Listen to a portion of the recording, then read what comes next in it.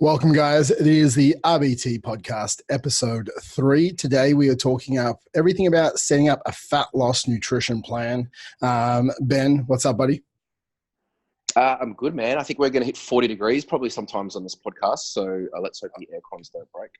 I've actually got lights on me as well, so I reckon it's like 45 in here. Mate, you got nothing until you put deep heat on your shoulders. So I don't know why. I decided to put deep heat on and some fumes are coming up into my eyes. So if you start crying on the podcast, it's not because of the fat loss diet. It's just because you put deep heat in your eyes. I'm glad you were 10 minutes late. I was crying. I was like, just wiping off the tears going, well, who does this? So today, guys, we're going to be covering energy expenditure. So we're going to go through essentially TDEE, BMR, NEAT, PAL, TEF, basically everything what that means. We won't talk. You did the acronyms thing. We won't just talk acronyms, guys. We'll actually explain what's going on. No more acronyms for the rest of the show. No more acronyms. That's it. We'll talk about how to create a calorie deficit once we understand energy expenditure. Then we'll talk about how to build your nutrition plan. And we'll talk about essentially with that nutrition plan, what it looks like to do it over a 16-week sort of period, and what that understands, like the how to like cycle the calories down or up if you hit plateaus or what's going on. We'll talk about some diet breaks in there, some adjustments and nutrient density. So it is going to be a big podcast. I'm glad we are in the festive spirit today, but we'll try and not go too in depth with everything. So you can at least walk away with this podcast going, great, I understand how to actually set up a fat loss diet. I understand what happens if essentially I hit a plateau. And I also understand, how to essentially build this nutrition plan so I can follow it. I think that's one of the biggest things. So man, like energy expenditure. Now, what is that? That's a big question. Yeah. Look, I mean, let's just set the scene here. So basically when we're talking about fat loss, what we really need to be achieving is to be taking in less than we're expending over the course of a given time period. Okay. We often do think about it from a daily perspective because that just suits the human brain. But one of the things that I know that you and I will sort of segue into across this discussion is thinking a little bit bigger than that, because that's often where we see a bit of a downfall with clients struggling, is that they get stuck in the minutiae, thinking about the little things, worrying that they stuffed up a day, and more talking about it in terms of like a weekly setup, and that lends itself to a greater sense of flexibility and life, in quotation marks, being able to do what's needed to be done. But when we sort of want to start this discussion, we really need to basically just let everyone know that the aim here for fat loss is to consume an amount of food that basically provides less energy than the amount of energy you're going to expend over the course of time. 100%, man. And I completely agree with you. So I think the biggest thing where I really like is to create a fat loss diet, the principle. Okay, so there's two different things. The principle is a calorie deficit. Then the method, I don't care. So the principle is the calorie deficit. The method is so individualized to the person. So you can do that through keto, through paleo, through, vegetarian, being a vegan, through, intermittent fasting is a method to help the calorie restriction. Like we're going to talk about all this later in the podcast. But for everyone to listen to it right now, the principle that actually is the overarching feature that's going to help you with a fat loss diet is essentially a calorie deficit. And it all comes down to your metabolism. Obviously, we burn a certain amount of calories every single day. That's your basal metabolic rate. Now, we add in layers on top of that, which is your NEAT, which is essentially your non-exercise activity levels. Now, that's fidgeting, that's moving, that's, some walking goes in there. It's like you just living your day. Then essentially there's your physical activity levels. That's your training. That is very small amount of calories in a day. So now when they say you can't out-train a bad diet, it's like, your physical activity levels are so small. So you can't just eat in this huge amount of calories and think you can out-train it. And then there's the thermic effect of food. So, that's the amount your metabolism lifts for essentially digesting the food that you're eating. And essentially that comes down into your total daily energy expenditure. And I think that's the biggest thing you have to understand. Your body, like combining all those things together, is your total daily energy expenditure. And if we consume less calories than that, we'll start to trend in the right direction over time. Is that correct, Benny? Yeah, I love it, man. And like, just to add to what you just provided details on, there's some things in there that individuals can control. Okay, so one of the things when it comes to fat loss, we know that we see this. A lot of the times we see this victim mindset, or this almost overwhelmed mindset because of previous failures, in the history. So, when it comes to, you mentioned NEAT, that non-exercise activity thermogenesis, that's like the fidgeting, the walking, all the other stuff that's not training. That's something that we can, is highly variable between individuals, but it's also something we've got control over. And probably one of the earliest bits of like homework or challenge that we like to give to a client is to just start gathering that data on themselves and actually see how much they do or don't move. And it's very, very insightful when all of a sudden someone realizes, you've got steps trackers on your phones. This is something that's very easy to do. Yeah. But if someone's doing, 1,500 steps a day and, you see their jaw dropping going, oh my God, I had no idea. Like that's where I sat in terms of, the average person walking, I'm way off that side of the scale. I don't do much of it whatsoever. And so then it's about putting into place the right set of behaviors or, activities to look at controlling some of these inputs.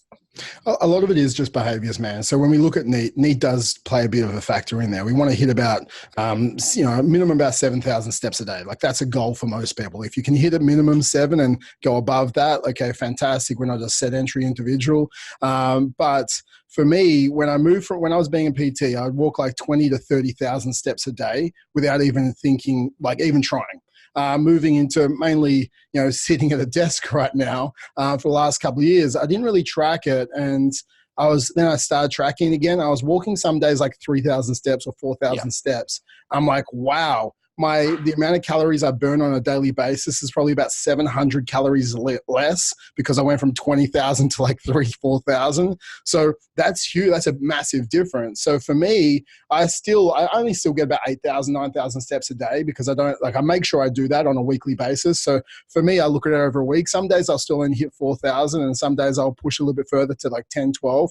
And we talked about this on the other podcast, like, going to the zoo on the weekends, I know I'm going to hit a good 15,000 steps and it rounds out my weekly step count. But the biggest thing for me is structuring my day to make sure I do hit my needs. So I know that productivity-wise, I work great in like these 90-minute flow cycles. So at the end of every 90 minutes, I get up from my desk, I walk around the block, and I come back down. It means I got about 4 walks a day, and I leave my office, and I've already hit my 7,000 steps. And again, okay, cool. I'm on track. I'm doing what I need to do to at least get my minimum non-exercise activity levels going. Yeah. And look, just to briefly discuss some of the other components of what you talked about is, like you said, with the training aspect, training is probably overestimated in terms of the caloric expenditure that most people think they're getting from it. I don't mind the gamification of it. Like, there's apps and wearables now, which will sort of, or even the machines that you're on, if it's a cardio piece of equipment, sometimes they'll give you a bit of an average of the output that they think that you're going through. Whilst they may not be accurate, that's a whole nother discussion. I think what it does is create some kind of awareness. And if you don't get too stuck in the details of it, at least what you're doing is you're going to see over time, if your outputs, increasing, decreasing, or, what you're capable of. When it comes to the basal metabolic rate, which you sort of mentioned right at the start, that's got to do with our body weight and, to a certain degree, our muscle mass. Okay. So when anyone who's listening to the podcast, if they've heard someone say that it's better to have more muscle than fat because it burns more calories. Okay. And that is true to a degree. It's it's much more metabolically active. And so therefore, when we train, and we'll get through this because obviously this is a nutrition podcast, even though we're sort of setting the scene, why we want to maintain muscle as we're dieting. Okay. The worst case scenario for most people listening to this is going to be to drop muscle mass as they're going through their diet. And I think that's the biggest thing, right? And we're going to talk about that on the podcast today is like, where do you think your macronutrients should be, protein, fats, and carbs to try and your calorie levels. So you try and minimize muscle mass loss as much as possible whilst trying to drop body weight. Because there's two different things, right? Dropping body weight's really easy, but we want to try and eat as much food as possible to drop body fat and try and retain as much lean muscle mass. And yes, it comes down to the training you're doing as well. So it's not doing, again, this is another podcast about the training and what to do over 16 weeks, but it's making sure you're getting your strength training in and you're getting heavy lifting in there. But when we're looking at this, we have to understand what is our total daily energy expenditure before we can set up a fat loss diet, because we need to know what's going on with you. Like someone who's weighing 100 kilos or versus 60 kilos, it doesn't even matter really with the muscle mass. Like someone who's 100 kilos is going to burn more calories on a daily basis, and then we can start to diet them down so they can get to 90, 80, 70 kilos. But someone who's like 52 kilos, I had clients in the past, their basal metabolic rate is pretty low at the start because they're just a small human. So it doesn't take as much calories to run their body on a daily basis. I think you just have to understand that as well. Yeah. And, again, just to sort of go further on that, I think this is a comment that I want to make just based on most people are on social media these days. And one of the things that I've seen become very prolific throughout the sort of influencers, like the fitness influencers, is they will sort of brag about how much food they're eating whilst they're getting lean, or look what I can get away with on my diet. And I think we talked about this in one of the podcasts about comparison is the thief of joy, right? And it's literally look, that social media is like a sliver of insight into that person's life. A lot of the time, it's not even true. It's complete garbage and rubbish. And the second thing, the last thing is to say that everyone is highly different. Okay, so we all fall on one, somewhere along the spectrum. There just are people that, generally speaking, have a faster metabolic rate. Their body defends them from accumulating fat much harder than others. They have a higher level of energy expenditure through the things like NEAT and that kind of thing as well. So, the method that you use to go ahead and start like looking into this, maybe we can discuss a few of those now, because one of the things that is really important is just tracking and measuring. In nearly every aspect of what we're talking today is one of the reasons people fail is they don't appreciate the success along the way, or they just can't gauge what does and doesn't work. It becomes this subjective kind of, I don't feel like it's working, so I stopped. Okay. Yeah. Like that's the biggest thing. Like people will say to me, because at the start I'll get them to do like a bit of a food journal, and we can go into like the steps afterwards, and I'll get them to start tracking the calories after that. And then people will say, but I don't like tracking calories. And then I have to sort of sit down with them and say, it's obsessive to track calories. I'm like, no, like, you're going towards a goal. So you're currently at point A, not at your goal. You want to get to point B to your goal. So you can only manage what you measure. So if you're trying to go on a holiday, or you're trying to buy your girlfriend an engagement ring and you need to save up $10,000, do you essentially save each week, and do you measure your savings to be able to get to the point where you can afford the ring? 100% you do. You look at essentially your weekly income, which could be your total daily energy expenditure. If you spend more than your income, then one, you're not going to have savings, and two, like if we're looking at a fat loss perspective, you're going to gain fat. So we want to be in that calorie deficit. So we want to have those savings on a weekly basis, so we can afford that ring. And for us, we want to have that calorie deficit on a weekly basis so we can drop body fat continuously. Now, once you have tracked calories and you've got to your goal over a prolonged period of times, and you understand what calories are, you understand what food is, you understand what makes you feel great, what you understand, the amount of meals you eat in a day, then you can move away from counting calories. So you don't have to do it forever, but then you can move into an intuitive style eating, and we'll talk about that down the track as well. But I just want to put this up for anyone who's turned off counting calories at the start. It's like you need to measure what you are trying to manage. And it doesn't have to be calories, it can be portions, but the easiest way to start with is to measure your calories coming in so you can understand, okay, great. Well, my metabolic rate, because you might put in a formula, right? So you might use a Cash-McCardle formula or something like that. Understand your body fat, and it's like, okay, cool, your BMR, your basal metabolic rate is sitting at like 2,000 calories, but then you start tracking your food, and it's like, oh no, like I'm actually have to eat a lot less to start losing weight because the formula was incorrect. And unless you're tracking your calories, you wouldn't have known that. And I think that's such a crucial thing to do. So, yes, you can create a formula or you can do a food tracker. But, for us, we need to have understand how many calories we're eating on a daily basis. And I think you can go to tdee.com. I think you can just see for a basic formula. I'm pretty sure that's it. And you can understand what your calories are, and you can put in a couple of details and it spits you out essentially amount of calories. But that's not the best way always to do as well. So which way do you do? Do you do a food log to start with, Ben, and just get people to track what they eat for 7 days? Or that is a way that we've done it in the past? Yeah, okay, cool. So look, there's two ways to sort of answer this question. One is in a group setting, and the other one would be working with someone one-on-one. Obviously, working with someone one-on-one lends itself to a lot more customization and individualization, which they're paying for your service. And in a group training environment, it's a little bit different. So when it comes to measuring or tracking in calories, all we're really talking about is a system of measurement here. And people do have a kickback against the word calories more than anything else. But to use an analogy, it would be if you needed to get better with your finances, you would want to count your money in dollars. You wouldn't want to throw coins into jars and kind of go, that looks like $150. That one looks like it's got about $200. And I'm being facetious, but we know that if, you were doing finances, no one would have an issue with counting dollars. Okay. Because when it comes to going by portions, there are some people that are just better at picking portions. They either intuitively do it better, or like you said, and what you and I both see is the people that tend to put in the homework first, they elevate their nutrition IQ. They've just been good. They've done it for years. They've achieved success. They may have been using calories for a while. And then what happens is they can basically eyeball things much better and make better decisions utilizing portions. That's pretty much what I do for the most part, except when I have to tighten up the ship and go back and, weigh a few things out and that kind of thing.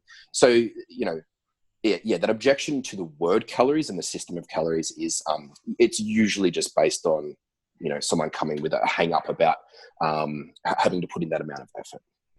Okay. Yeah, I completely agree, man. Keep going. Yeah. So when it comes to what you were talking about then, was just finding the maintenance calories. So when Travis says TDEE, which we weren't going to use acronyms, what we're really saying is the maintenance amount of calories. So that is basically whereby if you ate that much food, so the calories that equated to that, technically speaking, you probably wouldn't gain weight nor lose weight. Okay, so it's kind of like a maintenance amount of food that equals the amount of energy that you expend over the course of time. So obviously, for the sake of this podcast, and we're talking about fat loss, we're talking about creating an energy deficit from there. But to learn that maintenance amount for you, you can do a couple of things. You can do a food diary, which in and of itself, we both like because it's homework that teaches people a bit about the things that they're doing. And all of a sudden they go, oh my God, there was 4 snacks today that I would never have told my coach. Because when I said to him, I said, I eat breakfast, lunch and dinner. That's it. I don't know why I'm not losing weight. But all of a sudden when they have to start tracking for themselves, the little things that they don't actually remember come to the forefront. So that bit of homework's really nice. It's pretty crazy, man. With that, I find it interesting when you give someone a 7-day food journal, all of a sudden, they lose weight over that week when they haven't lost weight. They're 4 to 6 weeks previous. Yeah. What happened? They're oh, I didn't have the pizza and the ice cream on the weekend. Yeah. I was tracking it. I was like, oh, okay, cool. So just so we understand, you could lose weight before, but you were just being an asshole with your food. It's just understanding that. So it is tracking though what you normally would eat, because we need to understand, okay, are you gaining or losing weight based on the diet you're currently following? And then we can start to give input on, okay, cool, on a daily average, you ate this many calories. And we can create the deficit or keep them where they're at, essentially, based on did they lose weight in the week? Is that correct? Yeah, that basically to a degree, I've done that with clients and our members before, gone by what they give you. There are inherent problems with food journaling. People do forget things, and that's a whole nother discussion, but it does work. It is one method. The other one is to use some form of a pre-existing calculation. You mentioned, I think you mentioned Catch-McCardle before. There's, Harris-Benedict, the Mifflin equation. So if you just literally typed in, how to calculate my calories into any search engine on the internet, you're pretty much going to come up with a bunch of websites that utilize one of those. Some of them just need height and weight and age. Others might ask you for the lean body mass that you have. So in that case, you would need some kind of like an in-body scanner or a DEXA, some bioimpedance thing that's kind of distinguishing between your lean mass and your fat mass. Okay, so no matter who you are, one of those ways will work for you. And then you have the first bit of information you need, which is a starting point, which is basically what you would eat for maintenance. From there, it's about setting the deficit. So with this, man, like, you know, some people will go towards more, so we're creating a deficit. Some people want to go towards more, you know, bigger deficits, and some people go towards minor deficits. Like if I just say I'm going to go on a 10% deficit for my maintenance, do you think that will give me enough visual motivation with the fast enough fat loss for me to stick to my plan? What do you like? Do you like 10%, 20% to kick someone off, 30%? Obviously, it's based on goals. But what would you normally do for the general population? Yeah, look, any of those numbers works, and it's all about context. Yeah. Sorry, but I had to just preface it with that. So, you know, I remember we had Ryan on the podcast last week, right? And him and I take a little bit of a different approach with our clients. We often discuss, like, you know, all the successes and teachings that we have with our clients. And he puts many of his clients into a larger deficit to kickstart them than I do. And it probably reflects our market, our niche, the type of people that are coming to us.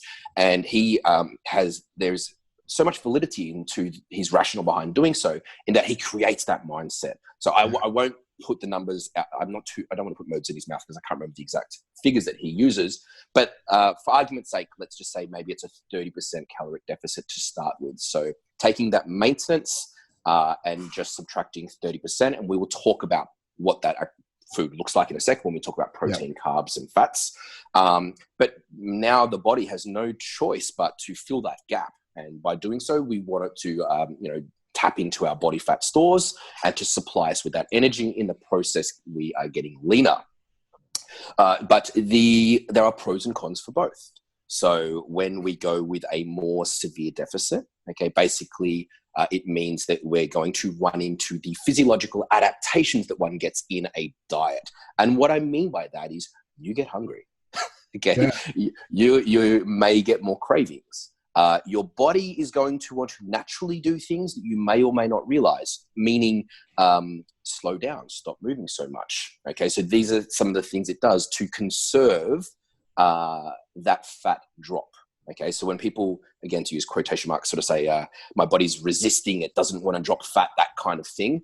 A lot of the time, some of these physiological adaptations, they're very hard to notice unless you're aware of them, okay? And using a step counter, for instance, is one ways in which you can actually start to look at things like that. So a more mild deficit of, say, 10%, which is a starting point, which I've used for many of my clients, whilst it doesn't lend itself to a huge result straight off the bat, it still means that our starting point of food intake is relatively high.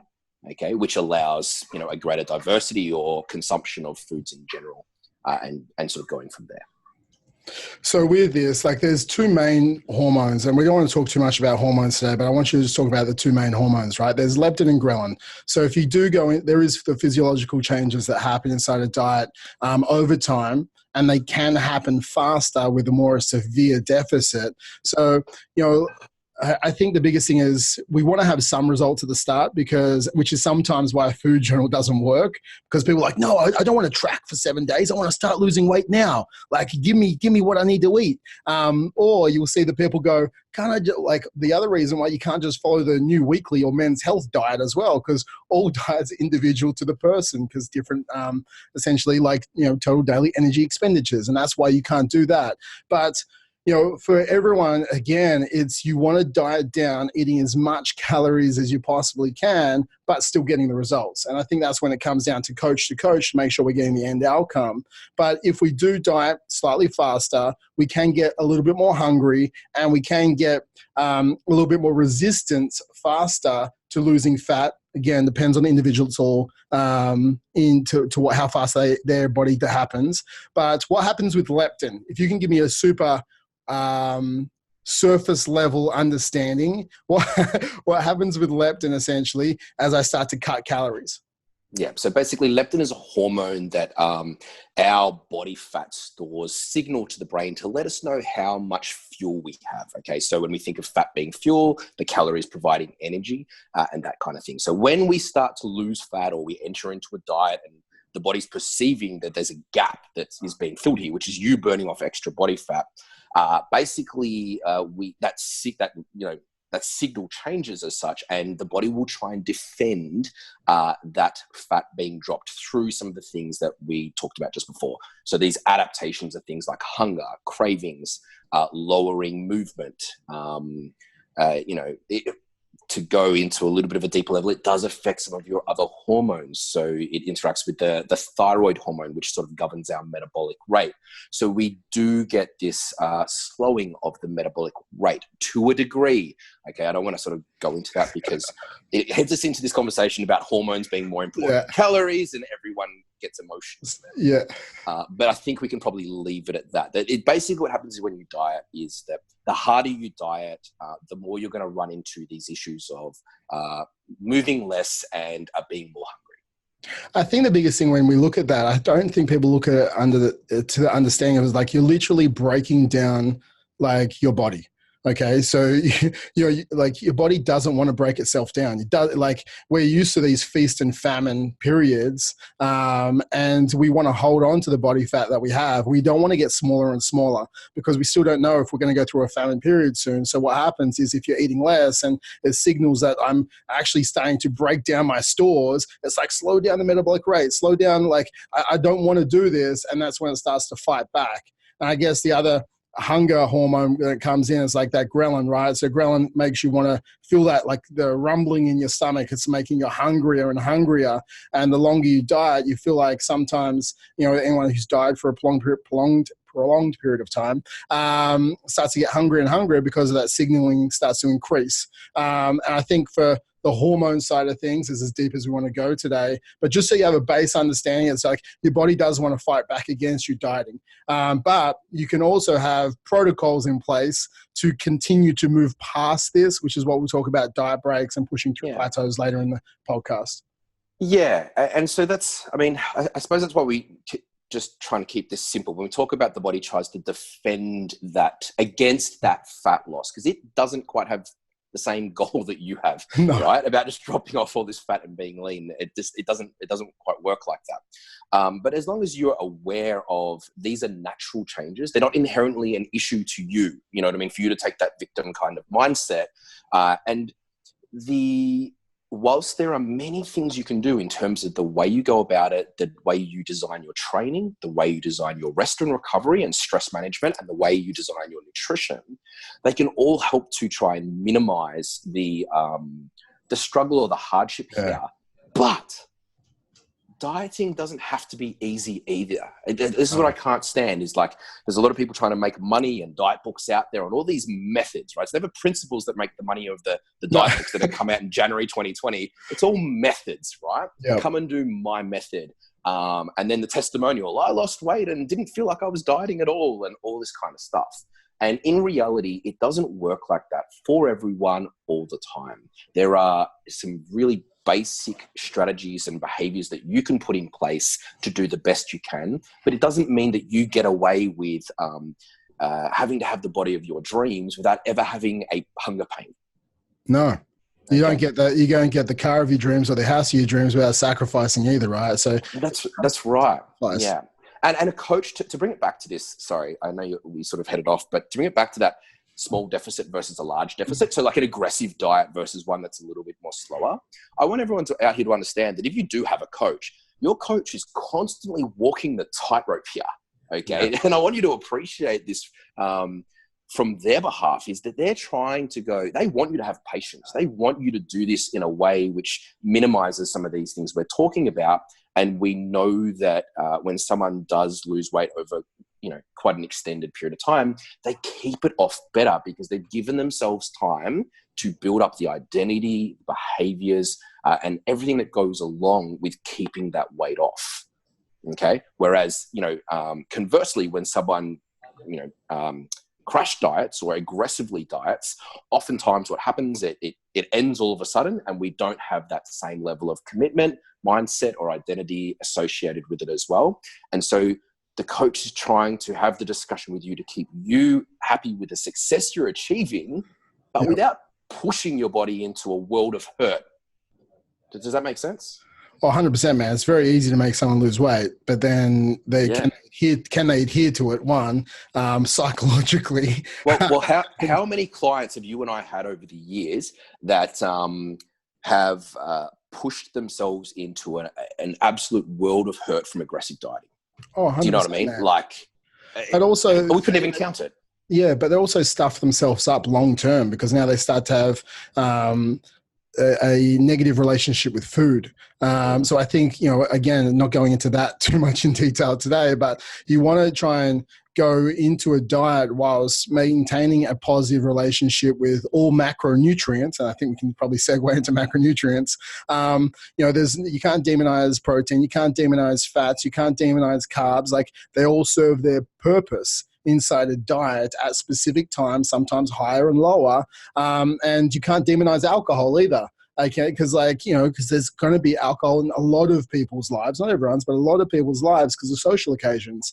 So all they are is, essentially macronutrients. And you have to understand, okay, how do these macronutrients come together inside my calorie plan? So I can go, okay, how much to eat and what do I eat and how to preserve lean muscle tissue and how do I drop as much fat as possible? Yeah, absolutely. And that just sort of takes us in. What we're talking about is what contributes to the input, the intake, the diet, the food. Okay. So that's basically one of the ways we talked about in terms of that, achieving the best result. Okay. So maximizing your retention of your lean muscle mass, because losing your lean muscle mass is basically bad. Okay. In whatever way you want to look or analyze it, it's basically something that we really don't want to do. Okay.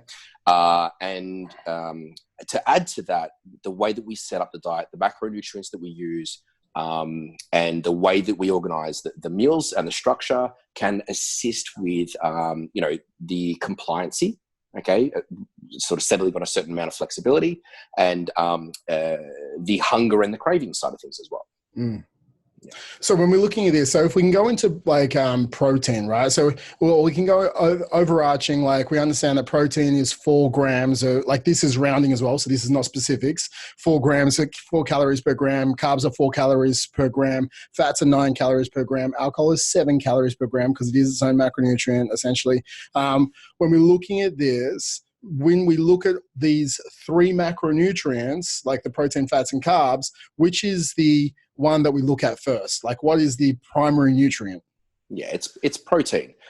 And the reason for that is protein has a excellent amount of satiety. Okay, so it keeps us full. It stabilizes our blood sugar levels. It is something that we basically keep stable across the duration of a dieting phase. Okay, so it is less manipulated than the other 2 macronutrients, that being carbohydrate and fat, because we've shown that at least minimum intakes of protein based on your body weight, basically, and your exercise volume / intensity, there are benefits to keeping this minimum intake.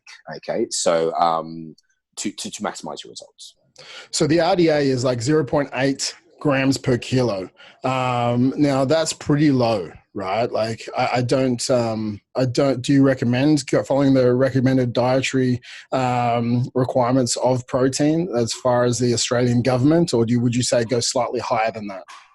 Yeah, definitely high. I mean, look, when we're talking about the RDA, we're talking about, basically sedentary people. So non-active, non-physically training individuals, completely different set of,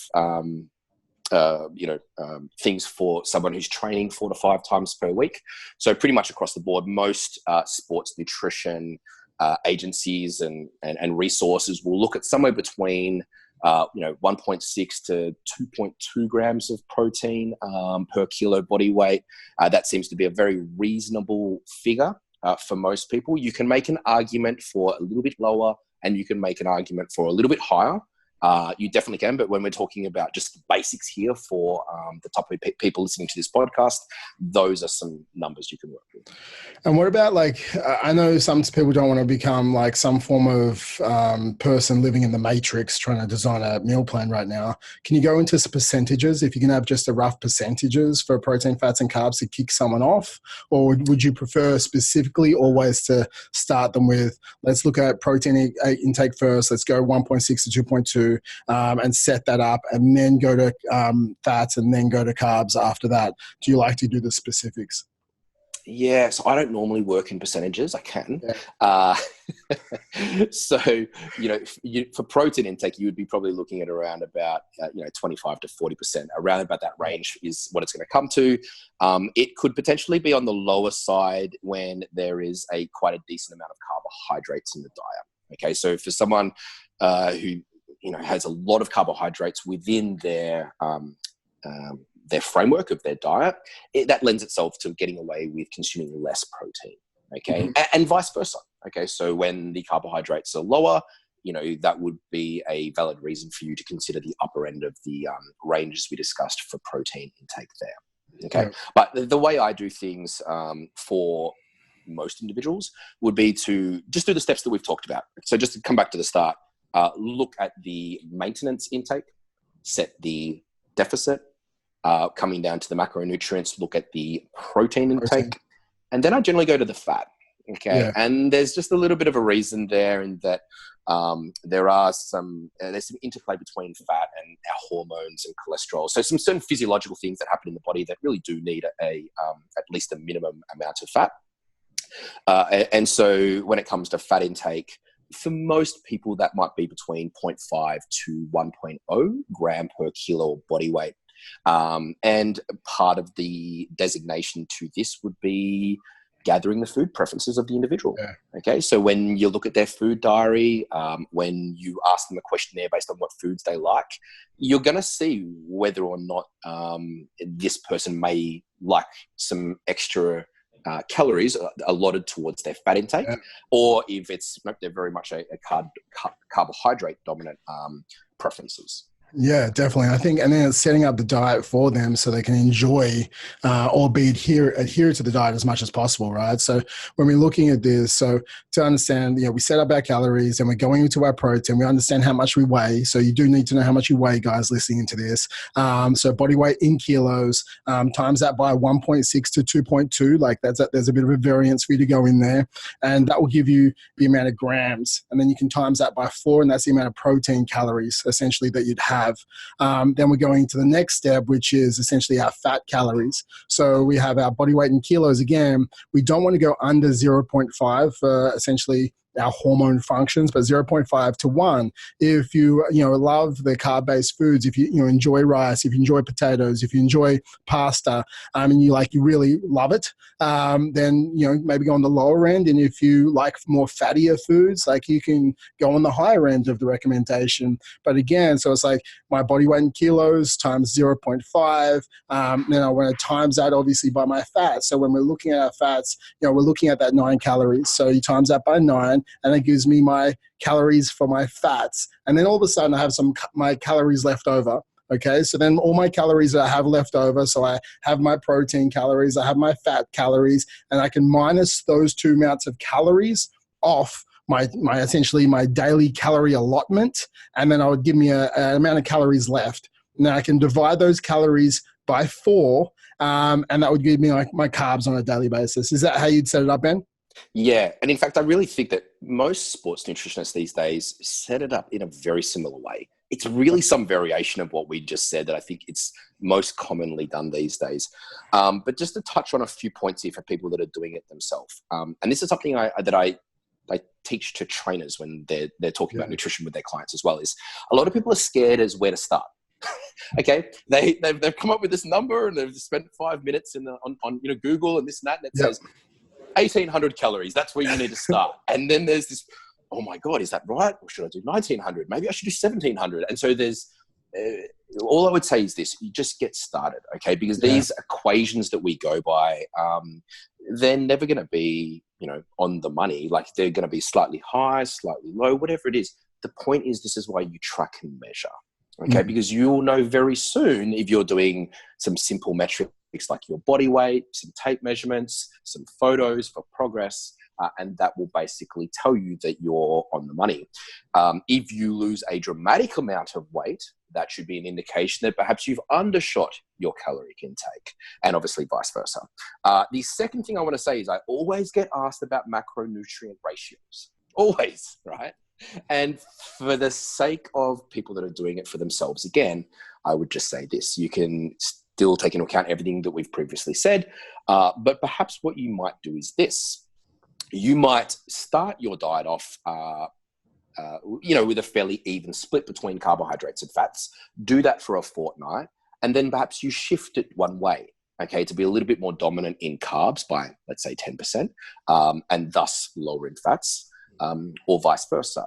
And what that will do is kind of open you up to a little bit of homework as to, okay, cool, you're going to have to do some changes with your portions or meal selection, food selection. But you also may figure out very quickly what you feel better on. And that counts. That's a subjective measure of, like, maybe it's the, how you feel after with digesting the meal. That may be important to you. How you feel cognitively. Some people do better on different amounts of these macronutrients.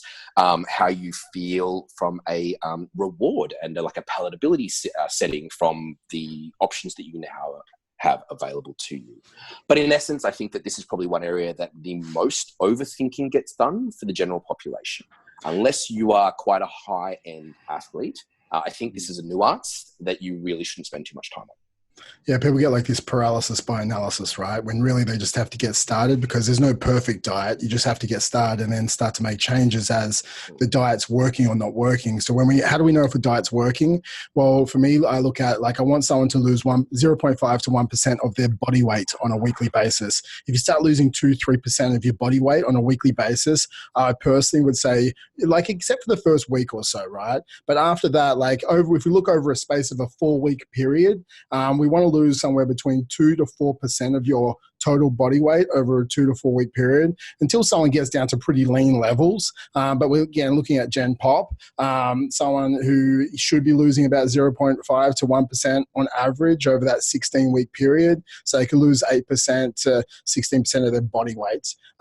Now, again, if you're leaner, then we can look at more body fat levels rather than body weight levels. But as a gauge to see if your diet's working, if you're going too aggressive or not aggressive enough, would you say that's an easy gauge for people to understand, Ben? Yeah, and the only caveat I would add to that, and you kind of alluded to it right at the end there, is you're talking about the bell curve of people, where we're talking about the majority that are in the middle, okay, with their body composition. Because on either end of that, we have, if we have someone who's severely obese, we can see these numbers come down very quickly, okay? But by the other end of the token, if you had a male who's already under 10% body fat, or a female who's already under 20% body fat, they are already on the side of leanness, and thus those kind of progress increments are likely to be on the smaller side of what you're saying. Yeah, man, it was really strange. Like, one client, probably the client who's lost the most amount of weight with me the fastest, she lost 56 kilos in 56 days. Like, it was like, honestly, man, like, this was the most crazy. And like, I know that's actually like the amount of toxins going in. Like, I kept bumping her calories like week on week, but she just kept dropping fat. I don't know why. And she kept it off as well, which is amazing. But she just dropped weight continuously on a weekly basis. And I was like, she is 100% at this end of the bell curve, right? Like, but we look at someone on the other side of things. If you're like 56 kilos and you want to get to 53 kilos, and it's like you want to just shift as like more of like a body recomp, you want to gain a little bit of lean muscle mass and drop a little bit of fat mass, then we're not really looking at 0.5 to 1% of your body weight per week. We really have to look at the body fat levels and essentially your lean mass as well. Yeah, so this takes us to kind of like more down the measurement side of things, which I think is probably a valid topic for us to touch on for a second, in that again, this comes back to celebrating your wins and knowing that you're on track, right? This is really important. This is one of the main reasons I find where people have a lack of compliancy is they just can't tease out the information that they're actually going the right way. So if you are very overweight or a very big person, generally a set of scales, basic scales, can be a very good metric for you, okay? Because generally speaking, the bigger you are, you can see bigger differences very easy, but perhaps not on the photos immediately, okay? So perhaps you don't see it as quickly in the photos until that architecture of this excess fat really starts to sort of drop out and you can see some really big changes. Whereas if you are that, I think you said a 56 kilo female aiming for 53 kilos or whatever you said, that scale is not going to tell you anything because there's just a natural ebb and flow of fluctuations throughout a week and month. You start jumping into those margins and it's hard to tease out the right information. So therefore, the way that said individual might track themselves may be more heavily reliant upon something that's, whether it is those photos or whatever it is. So when we're saying this as well, I think the same people who have the problem with tracking calories have the same problem with stepping onto a scale. They think the scale is the demon and it will suck them into hell. But essentially it's a number that gives you feedback to understand if you're on track or not on track. Now, the problem is that I find with most people, this is me personally, is I find most people track their scale weight once a week, and there can be so many fluctuations based on, carbohydrate intake, based on, for females, their time of the month, based on how much, did you have a pizza last night and you've dropped some fluid, or it can fluctuate so much if you're only weighing yourself on Fridays. With my clients, I actually get them to weigh themselves every single day of the week, and they understand it's just a number, and then we'll divide the 7 days by 7 and we'll get a weekly average. So your weekly average until that, for when I'm looking at men, I'll do weight down to about 12% body fat, really looking at this. And it's like that weekly average every week wants to go down. Not the daily average you'll have like a new weekly low and you'll have this weekly average. And we want to see that dropping on a weekly basis to go, great, we are heading in the right direction. And, some days are up, some days are down, but that's based on, what's going on, stress, fluid intake, training that's going on. But you need those data points to make sure we're heading in the right direction. Do you do something similar with when we're looking Gen Pop with scales, or no, you go completely different? Okay. So so many times throughout this podcast, we have just alienated so many people, right? Just by the very nature of what we're talking about. And so, when we started to talk about taking scale weight every day, I mean, that's my first preference as well. Yeah. The caveat is there's definitely some individuals I just don't do that with. So they're on, one end of the spectrum where they have this enormously bad relationship with it. And generally speaking, I am much slower in this process. I have to do things in a very different way from that regard. But for most people, okay, it's analogous to, do you check your fuel gauge every time you get in the car? Or exactly. maybe just on Saturdays. And then Fridays is a little bit risky, right? Because you may run out of fuel. Okay. Yeah, exactly. So it's, for me, the scale weight, it's more something I teach with clients is I try not to have too much emotional attachment into it because, as you say, one of the reasons we do it a little bit more frequently is because of the variation. So don't hold yourself to some kind of negative or positive outcome based on the daily difference. Let's just get the average over the course of the week because that's where the useful data is. Exactly, man. And then obviously if we have that scale weight on those averages plateau for 2 weeks, then we can go, okay, fantastic. It might be time to start to change the nutrition plan or change the input versus output, stress levels, sleep levels, go back and watch last week's podcast for sleep. And we can start changing those data points to make sure we keep heading in the right direction. Before we leave this, because I think this is probably useful just to the type of people who are going to listen to this podcast, when you measure the other components, so say you're taking tape measurements or something like that, it's about replicability, okay? So, or if you have an in-body bioimpedance scanner that you go to once a week or once a fortnight, what we try and teach is making sure that you have the conditions in which you go into that measurement as similar as possible, okay, across the board. So if you usually take your measurements in the morning, and I'm sure most people have done this at some stage, and then you take your measurements one night in the evening because you forgot to do it in the morning, you might see that they're very different. And this is completely normal. And unfortunately, it's not the greatest comparison. Okay. Same thing goes with scale weight, doing it in the morning versus not. Same thing goes with, having poor sleep or, issues with stress. That's going to play a role as well. A female with her cycle is obviously going to be play a role in it for females as well. So getting that replicability happening is a very important aspect of getting useful information. Yeah, the reason I actually like daily scale weight as well, just so you know, for me, I find when people actually have to weigh themselves and put it into, say we're using Keystone, they put their data into Keystone every single day. The app that we use with RBT is they become less of an asshole on the weekends. And the reason I say the word asshole because, we're on a plan to try and get a goal, to nourish your body, to feel amazing. And like, if you go and deviate from the plan, like you're essentially being a bit of an asshole, right? In the nicest possible way. But if they have to put that data point in on a Saturday, Sunday, and Monday, then they rethink. It's like, no, maybe I won't eat that pizza and tub of Ben and Jerry's tonight because I know that will increase my weight tomorrow. So I'll just stick to my plan. And, I think that's why another reason why sometimes I like doing in-body scans on Monday mornings and not Fridays, because then they're like, I don't want to stuff up my in-body scan on for the week because I'm doing it straight after the weekend. So they're more compliant over the weekend because, for this is where it sort of goes. Like when we look at, people derail themselves generally on the weekend, right? And I think, did you want to talk anything more? So we talked about so far, like, setting up your calories, talked about macronutrients. We talked a little bit about, like essentially what you should see as far as weight loss. There is essentially the methods that we talked about before. Do you want to touch on this first? Like, the different methods of paleo, vegan, low carb, keto, all the rest of it. Do you want to touch on this like very high level? Yeah, because I think we kind of did it in our first podcast on this silly season a little bit as well.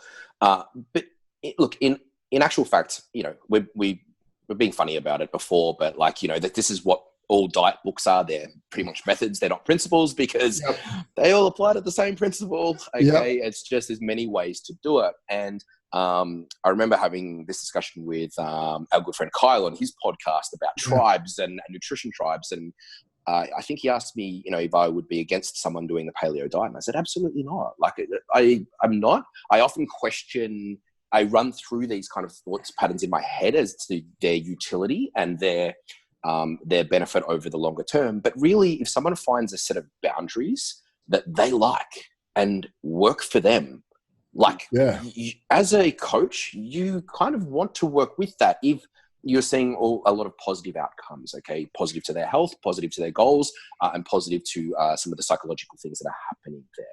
So where we run into problems is where these things become an ideology or an identity associated with this particular tribe or nutrition method at the sake of health or at the sake of results. Okay, that's when, a serious conversation has to be had as to the utility. Yeah, man, I completely agree. Like, I'll shift between different tribes for the person. If we're calling them tribes, like some people, I do like putting someone into sort of a paleo plan sometimes. I do like giving them a food list that they can only choose from sometimes, whether we call it, you can hash, inverted quotes like commas, clean diet. And, like I like putting people on sometimes a bit of a keto plan as well. Like I think one of the, back in the day, I reckon the leanest and like most jacked I got was like on a cyclic ketogenic diet. I think it was like Mario Di Pasquale wrote that book. Was this the Ultimate Diet 2.0? Yeah. Is that it? Like, yeah, it was. That. I got jacked as, and I was like, smashing the carbs on the weekends and smashing some good fats during the week. But like, for me, like, I think diets are very transient based on the person's need. And I think at the start of a diet plan, the reason why I really like it for the first 4 weeks to give someone control and eliminate certain foods, because the reason why someone is overweight is because they don't have control. Like, I'm a massive proponent on flexible dieting. I love the whole 80% whole foods and then 20% eat some processed stuff, and have the pleasures inside your diet so you don't feel like you're restricting. But really, for the first 4 weeks, I like to remove that and go into a controlled diet, because you want to reduce decision fatigue. You want to really give people, hone them in. It's like, just eat these foods to hit your calories, because if there's less choice, it's much easier for someone to stick to the nutrition plan. And if to give them less choice, you have to throw them into a tribe for a good 3 to 4 weeks, then that's completely fine, because you're allowing them to go, okay, cool. For example, keto, if I'm going into keto, it means I'm not eating ice cream and chocolate, right? Well, that's probably a good thing for the first 4 weeks on someone's diet, or low carb, or paleo, right? As long as you just don't start making like chocolate paleo muffins every single meal. But then it comes back to, again, the calorie deficit. So whilst you're in this method, you still have to rely on the principle of the calorie deficit. And I think, I don't want to go into the vegan and vegetarian too much today at all, because I think it's just a bit too far. But if we look at trying to stick to the other ones, as long as you're having the adequate protein, as long as you're feel like you can maintain the calorie deficit, whichever tribe you feel at the start like is best for you, and your coach helps you, support you with, and I think that's okay. What are your thoughts? I have very little to add, because you said that really well. Okay. Everything I went to think of, you then went on, you rolled it out and, okay, cool. and said it. So I think what I might be able to add is just, again, I want to bring this back to what people see in their social media environments a lot, because I think this is important, is that some of the biggest and most well-known flexible dieting proponents, as far as coaches go, in the world, still apply the exact foundational principles that you talked about, in whereby if said individual or client doesn't have a set of skills to navigate themselves well on the flexible component yet, to take that out and give some nice boundaries or meal plan or whatever it is at the start, to engage the process, build momentum, develop nutrition IQ, develop those behaviors around food, so that we then have the skill to go deploy them. And I think it's because a lot of the time these very well-known sort of influencers and experts spend a lot of their time debunking the nutrition tribes, which, I've been there. I try to sort of do it to a certain degree as well. And, I flexible diet with my clients, but I don't go around saying it, because people don't hear what I'm trying to say. In other words, studying milkshakes and all the rest of it. That's exactly right. Every time I open my mouth to talk about it, I realize what I said and what you heard were two different things. So I don't spend too much time on it. Okay. But it's important to know that, exactly what you've said, especially when you're trying to gain momentum, build up these behaviors, is boundaries and certainty work very well across the nutrition plan, as we learn through homework about knowing these numbers and working in the calories and macronutrients until you've mastered them. And then as you develop, through this journey, you can then go and you can eyeball better. You are more prepared. You don't go into food environments that expose a vulnerability. You have to over-consuming some hyperpalatable foods. All these things happen across a journey. Yeah, if you don't have control, why would you give someone all the freedom in the world? I think Jocko Willink says discipline equals freedom, right? So when we say that, what I like to look at is, Charles Poliquin back in the day, he said, you have to earn your carbs by having a certain subscap. I like to say that, you have to earn your flexibility by showing me that you control your shit for 28 days. So it's like, if you can give me your food journal and your calories and your macros for 28 days, then we can go into a flexible dieting approach, because I know that you actually adhere to the protocols for the first 28 days that we've essentially aligned. You've increased your nutrition IQ and your tracking IQ. Now you've earned the ability to go into it. But if you can't track for the first 28 days, why would I give you something more complex when you didn't master the easy? And I think like you have to go through people in phases. If they couldn't do the easy phase, why would you ever throw someone into the complexity that is trying to work out their own meal plan through flexible dieting? Because then it gets even more overwhelming. And when we look at, there's a whole book about overwhelm, right? And which is really why I like meal plans inside the person's calories at the start, because there's a book called Flow from Knee-High. I'm not going to say his last name, but like if you make the challenge too hard for the current skill level, it pushes someone into anxiety, which then they go off plan. They just default back to the old version of them. But reason why I'm not going to just chuck someone on chicken and broccoli for 16 weeks, because what happens, you then also the first couple of weeks you'll be fine, but then they'll slip into the other side. The challenge is too easy for the skill level and they get bored. And when someone goes into boredom, the exact same thing happens. They're like, screw this. And they go back and default to the old version of themselves. So you have to give them the flexibility inside their foods. So that first 28 days, these people are in flow. And then you have to go, okay, cool. Let's keep progressing to the next version of you as your nutrition IQ increases. Now that's the consistency and adherence sort of wrapping in there. Yeah, look, it's analogous to, let's say you ordered a training program. Okay, this is something that gets done.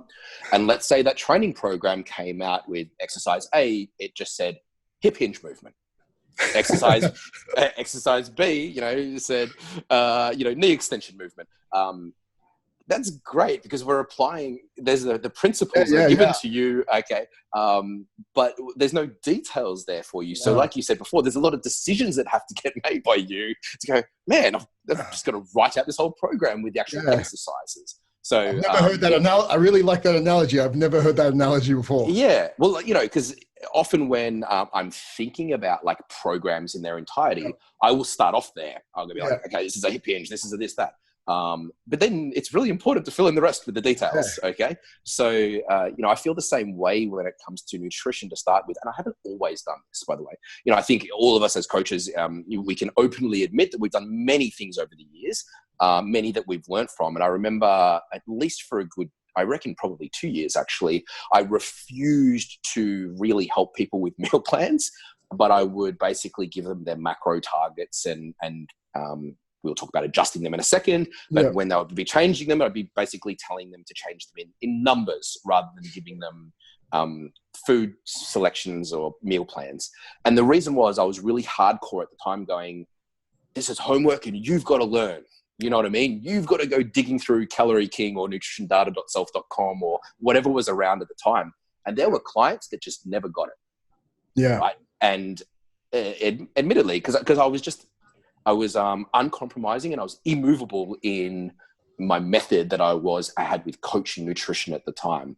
And I think I realized after that, I was like, it's just not how I want to coach.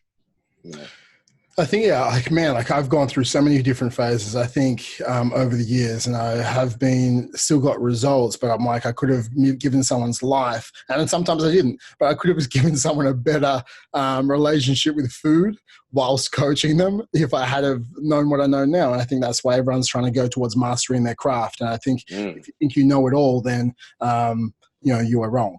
So I think with this, the biggest thing is, again, like buy-in from the client. So, one other reason as a coach, putting someone on a lower carb at the start, they will get some water weight loss, but for them, it's just weight loss. People don't really care. It's really at the start. They just want to see weight going in the right direction. So if we can go into more of a lower carb approach at the start for Gen Pop, okay, for someone who's, maybe not have a higher training age, they're Gen Pop, they wanted to start moving towards the right direction. What happens is we look at this whole motivation equation. So motivation for these people isn't huge at the start anyway. Like motivation is huge before they start training and dieting. And then they start training and dieting and the motivation goes away really fast because it's like, oh my gosh, this is really hard. So if you can push someone onto more of a lower carb diet at the start and they lose like 3 or 4 kilos in the first week or two, and this is why, Paulo couldn't go back to him. He had this low carb boot camp, which got dramatic, like weight loss in like, I think it was like 7 days or 10 days. Now with that, people, like when we look at the motivation equation, they look at this expectancy. Was it motivation equation equals expectancy times value? So do I expect to achieve the result, and do I value the result over delay times impulsivity, or delay times distraction? So, you know, you're taking away distraction from all these other food choices. You're taking away delay because they're going to get instant results. So all of a sudden their motivation starts to skyrocket because they're like expecting to achieve more and more because the numerator gets bigger and bigger. And they're like, you are a god. I haven't lost this much weight before, and now I can listen to anything you say. And I think as a coach, buy-in is so crucial, because especially with social media, you know, within 3 weeks, they could be looking at the next thing if they don't start to get results pretty fast. Yeah. And I think, you know, what we're talking about is the art within the science. Okay. In that, being able to understand that approach might work really well with, you know, a given client. And so let's take the opposite sort of methodology to that, right? Which maybe means, okay, you make a client do a meal, a food diary for 7 days. Now, they don't know this, but on the back end, you spend hours plugging that thing into whatever and looking at all the micronutrients, checking out the fiber, looking at the macronutrients and going, okay, I can really tweak this and make it work, but still basically have it come back to them looking pretty much like what you gave them. Now, they have no perceived value of what you did, because it looks like you just printed out a nice version of what they gave you. Yeah. So it doesn't have any shiny object kind of stuff going on, okay? And it's basically just what they gave you, but in a nice setup and slightly less calories, because let's say they were over-consuming that, so you've just reorganized it. So perhaps that doesn't contain the set of momentum and thing that you're trying to achieve, because it's just like, it's not new. It's, you know what I mean? So it's just it feels a little bit too similar to what I've been doing this whole time without getting results. Yeah. So even though it could be equally effective. Yeah. Okay. So it's all about, you know, the art within the science there. Have you seen that? Have you ever seen that movie, He's Just Not That Into You? I feel like I have. So there's always the rule. So like for me, when I look at most clients, I'll put them on a bit of a low carb boot camp-ish kind of thing for the first little bit to give them a kickstart. Motivation goes up and we start to add more carbs and keep going based on fats and carbs like we talked about earlier. But then there's the exception to the rule. So someone who comes in previously who is training like 5 days a week, 6 days a week, they're already on like this 1,200 calorie sort of nutrition plan. Well, I don't put them on a low carb boot camp, right? And this is where the exception comes in. Like I've had clients in the past where I'm like, okay, you're on 1,200 calories. You're going to start like eating 1,800 straight away. And they like lose them. I'm like, no, I'm not losing weight eating 1,200. I can't eat more calories right now. Like, are you crazy? I don't want to put on weight. And all of a sudden, they just start losing body fat week after week, and I just keep bumping their calories because like their body was like in such of a stressed situation. So then again, we move to more the hormone side of things. Their body was in such stress state that it wasn't functioning properly, right? And they've been in it for so long. So again, when we're saying this, guys, context, as you would always say, context matters, as Benny says all the time. And like there's the rule, but there's always the exceptions to the rule. You know, intermittent fasting comes into there's exceptions to the rule. Some people do great on 4 meals, some people do great on 3 meals, some people do great on 5 or 6 meals. So it's finding out what is great for you to stay inside the confines of your calorie deficit, or understanding the fact that if someone has just dieted for 12 weeks, versus someone who hasn't dieted for the last 12 weeks, your formula will essentially for your total daily energy expenditure will be totally different. So I need to understand, what have you been doing for the last 12 weeks before I give you a nutrition plan, before I give you some calories? Because if you've been dieting hard for the last 12 weeks, I probably need to give you a bit of a diet break, which is probably segue in a second, before we can start to go again, because I need to like reset you before we go again for another phase of dieting, reset you psychologically and somewhat hormonally, before we can go forward. Do you believe that? Obviously, the exceptions to the rule? Absolutely, man. And you sort of hinted at a few things we haven't talked about there, which was meal timing, which we could probably cover before we get into that next thing anyway. Yeah. Because that's something which always comes up. And again, it's the reason we've sort of covered things in this sequence is we're really sort of, it's a sequence of importance. And as you can see, this is pretty far down the list.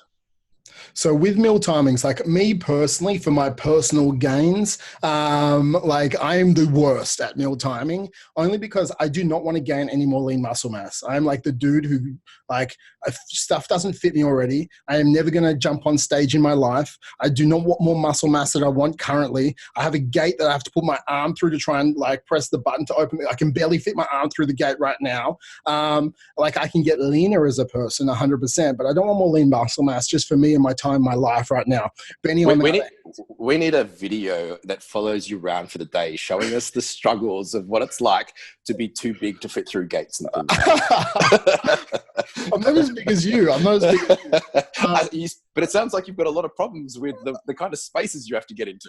Oh, mate. Last night I was trying to look at, because we just moved to like 5 acres, and I like the front waters, the back waters, like different. So I was like inside this like hole trying to get a water pump. And I was like, man, and then we were like moving furniture. I was like crawling under furniture. And I was like, man, like I feel like I'm a short dude. I feel like I need to be shorter and smaller. I need to be more compact at this time in my life. But for me, like I eat 2 meals a day. Like that's it. I haven't eaten yet. It's 1:36. Like I'll eat probably after this at like 2 o'clock, and then I'll eat at like 7 o'clock at night. Like that's me. But for me, I just sort of hit my maintenance calories at the moment. I do that in 2 meals a day. I like a larger meal at nighttime because it makes me sleep nice and I feel like I'm full. I have like a good 500-600 calories during the day. It sort of pushes me through, and I actually just changed my daily meal. And I eat the same thing every day for lunch. I shifted my daily meal and decreased the lull in the afternoon now because of it, without extra caffeine intake, which has been fantastic. So for me, like I am like the outlier. But when we look at the general population, for someone, because everyone wants to gain a little bit of lean muscle mass, right? Like females and males always should try and gain a little bit of lean muscle mass on as much as they possibly can, or at least try and maintain their lean muscle mass whilst in a calorie deficit, because like we talked about, we want to try and protect our metabolic rate. So with this, do you look at, when you're setting up your people's or your clients' meal frequency based on making sure they get like that leucine threshold every like 4 hours, 3 to 4 hours? Is that something you look at? It is, but we could, let me just start at the beginning of that, if that's okay. So one of the main things here is to ask the client questions. Okay, so if you guys are listening to this and you don't have a coach, again, I want to make this useful for people that don't have a coach, when do you train? Is it in the morning, afternoon? Is it in the evening? Okay, this counts. When do you work? Do you work 9 to 5? Do you work shift work? What is it? What are your opportunities like to eat throughout the day? I always like to ask how a client will prepare their food. Is it something that like you're going to cook it all yourself? You're going to do a big cook up on a Sunday and a mid cook up on a Wednesday? These questions are really important for me because, again, it sort of gives you that snapshot about what sort of setup across the week is going to work well for that individual without being too complicated. Because that's another reason why people will fall off the bandwagon, is we get caught out, time poor, ill prepared, and it's all too complicated, too much time compared to what my week looks like. Okay. Yeah. So all those questions count.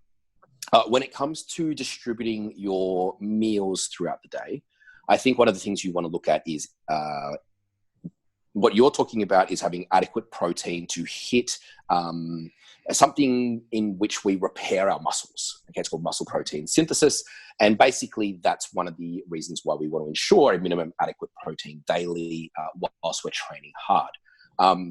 You can do this by sort of getting between 20 to 40 grams of protein in a serving, and distributing that across anywhere from 4 to 6 meals is probably optimal if you're trying to build muscle or recover well. The less your goal is towards building muscle, like Trav off one end, the less important this is. But I think across the board, that really fits the bill with the general population. Okay, and so within that, some people are going to tell you just intuitively, they will know the answer.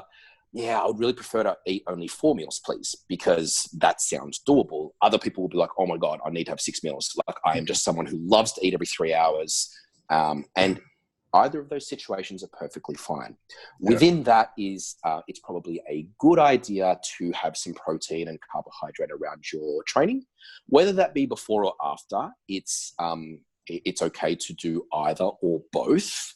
However, if you are a morning trainer and training fasted, so you've woken up, you go to training, it's fairly important for you to consume protein and probably some carbohydrates fairly soon after the training session, because you're really running on fumes by then, okay? You may have the opportunity to have a little bit beforehand, or like a supplement, like a protein shake, or perhaps you'll sip on something through training, because really we want to start the recovery process as quickly as possible. So whilst you are doing your training, you are breaking muscle tissue down. It is a very, very important time for you to think about recovery, and that recovery does come in part through your nutrition, okay? If this same person did switch to having a meal with protein and carbohydrates before training, then that means that it takes the emphasis off the requirement to have a meal soon after training. You've got another couple of hours now because you've just drip fed those nutrients in prior. So I hope that gives some clarity to what's okay, question marks, okay, when it comes to meal timing around training. And the optimal situation, which I like to have for most of my clients, if it's possible, is to really have training in the middle of two meals, where those meals are somewhere between 4 to 5 hours apart. That's the optimal situation for me. Yeah, and I think just the biggest thing is, like, obviously we still, and there is always the myth of you eat more, your metabolism increases more. I think it's just very crucial for people understand that that is not true for all the general population people out there. It's all about the essentially the volume of food. So that comes down to the thermic effect of food we talked about at the very start of the podcast. So, the thermic effect of food is about, if you're eating protein, fats, and carbs, in general, it's about 10% of the meal is the thermic effect of food. Is it sit around that? I know obviously different macros is different. I think that's probably on the optimistic side. Yeah, on the optimistic side. High protein diet. Someone on a high protein diet. Looking at this, like, you're burning calories by digesting your food. And that's when essentially that study looked at, they looked at the peak of the metabolism as people ate 6 meals a day, or therefore metabolism increased. But if you spread those meals into 3 meals a day or 4 meals a day, that same volume of food, then your metabolism still increases the same amount as 6 meals a day. So it's not the amount of times you're feeding, it's, essentially the amount that you're feeding that increases your metabolism. Yeah. And again, we're getting into the nuances here, and I really don't think we need to expand on this any more than what we've said already, because I think if anything, people do that too much and it becomes another methodology, about how we're really just trying to achieve the overall the diet or the caloric deficit. What I would revert us back to is just the real questions that I find count are the ones that come down to preparation, and the compliancy aspect. So I think that you should have a plan across the week of when your meals are going to be, what your meals are going to be, all those kind of things. If you don't do that and you try to just count as you go, and I understand this does work for some people, right? They'll literally walk through the day and go down to the cafe and buy a bagel and a latte, and then go and have a chicken and salad at lunch and keep plugging things in. And I'm that to me is really stressful. Right? Yeah, it's getting anxiety when you're saying it. Yeah, because I've had questions from people that have done this in the past going, hey, I have 87 grams of fat left. What can I do? And, it's the end of the night. And I'm like, there's no answer to that. Yeah, go get some coconut oil, have some fun. So, it's about identifying, as you go through this process, what were the things that you found challenging? You know what I mean? What were the reasons that you didn't eat the meal at mid-morning like you had planned to do? Is it a really poor time to have a meal? Is it that the meal needed to be heated up in a microwave or something like that, and you're now working in a location where there's no microwave? These are the more important questions to me, because then when these kind of things come up, when I'm coaching a client, basically it's like, hey, let me reorganize this. How does this sound for that time? Oh, that would be fantastic. That you've got an option that doesn't require heating. Those are the kind of solutions to those problems. I think the thing is, it's like you need to have some form of, when you're looking at your meal plan that you're setting up over the week. So now we have understand our fats, our calories are fats, proteins, and carbs. But then we are looking at what the meals mean inside each of those. So it's good to plan ahead advance, obviously, what you're saying then. So again, it reduces decision fatigue. You don't have to rely on willpower. Like you're talking to your partner, like, what should we eat tonight? No, what do you think we should eat tonight? And then you just start ordering pizza. So we have less decision fatigue and reliance on willpower because it's already set up. Hopefully you can meal prep if you can, like on a Sunday, a couple of days, or at least a dinner or two. So you're okay. Also, like I said, is like understanding like go-to sources of protein if you're in a pinch, or a go-to dinner, or a go-to Uber Eats option if something just is out of whack. I think that's a good thing to understand. Absolutely. And these may all sound like we've just talked about things that are way down the notch from optimal, but that's okay because it's about the long-term compliance here. I remember one of my clients who worked in sales, and he was just ordering, I think it was Uber Eating Macca's. I think that's what was happening, like a lot. And I was like, man, do you know there's like, Nando's, like chicken tenderloins with some paella rice on Uber Eats or whatever it was. And he was like, what? And then from that moment on, like there was not like never McDonald's. And then all of a sudden he's getting, a source of food, which inherently was more nutritious, but it also fit the bill in terms of the macros, the protein, the carbs that he was after. And he felt better, enjoyed it. And it was just an easy solution to get us through that period of time. Every successful person, along this health journey that I've sort of talked to has a set of fallbacks in this regard. Okay. So it's like, for me, I might have, like muesli bars for carbohydrates, like boxes of them in the bottom of my pantry. I always have, protein shakes if I do get caught out without my sources of protein from whole foods. Those are the little things which are just really easy for me. And to head back to what you were saying about the couple with the decision fatigue at the end of the night with the eating, this is a big one for me. And I think this is a hot tip kind of thing that I'm going to throw in, because oftentimes when we talk, we're going to head into flexibility next, right? Because it's going to make a cool segment. Okay, cool. Oftentimes a individual will say, hey, I'm going to make up all of my breakfast, my mid-morning snack, my lunch, and my mid-afternoon snack. And then I'm going to be flexible with my calories and macronutrients at dinner, right? So that's going to be my flexible meal. This sounds amazing in theory. And when it works, it's amazing. It's fantastic. Unfortunately, I have a lot of experience with this, with it not working so well.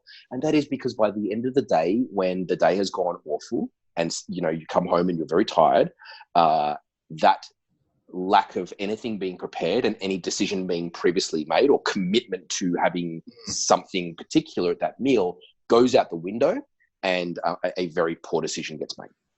I think the two things you mentioned here, man, is like implementation intention. So there's been so many studies on this. So it's like, I'm going to eat eggs on Monday morning at my house at 7 a.m. So like that is like an implementation intention, right? I'm going to eat chicken and rice and broccoli at 12 noon at my off. Like if you write this out, right? It's you put it out there to the world, and it's more likely to happen. Same as the implementation intentions as far as like when you're going to train and where you're going to train, and who you're going to train with, for example. So if we can have these implementation intentions previously pushed out across the week, and people might think that's crazy, but it generally works, right? This is just literally a meal plan. For me, I know that it's really easy, right? Like Monday nights, I literally like, again, my days are very exactly the same every single day, but night times, I have, a steak night with potatoes and broccoli. I have a slow cooker night because I love slow cooker. We actually have 2 slow cooker nights in our house. One's like slow cooker burritos, and one's like just slow cooker, sort of like an open taco. And there's another night of the week where we do like burgers at home as well. So it's like, I fit these into my macros, making sure I'm getting variety, but I have nights of the week for the foods that I enjoy. And it's very easy for me to stay compliant with my meal plan as well.